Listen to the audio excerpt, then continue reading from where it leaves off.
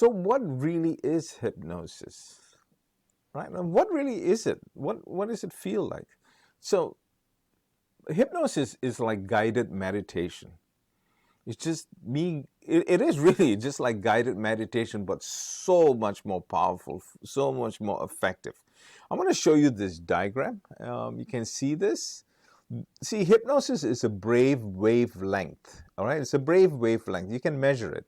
So when you're awake right now, like you're paying attention. Now, this is an example of when you go to sleep, right? So when you go to sleep, you're awake.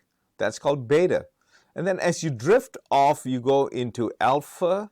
You're still awake. You're just getting more and more relaxed. Theta, even more deeper relaxed. And then delta, you fall into deep sleep. And then when you wake up, you come up the same brave wavelength. Hypnosis is between these regions.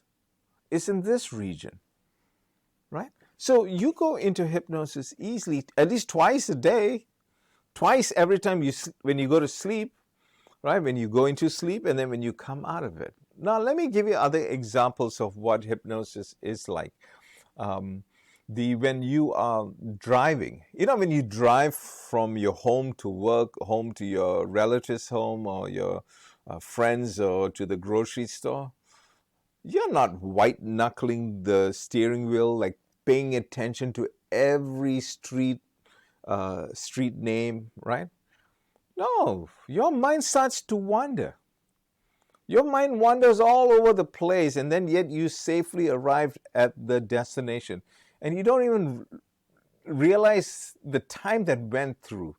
Like, who drove the car? Who controlled the accelerator and knows when, how much depth to press on the brake pedal, right? Turning the indicator on and off, right? It is your subconscious. This is your subconscious, guys.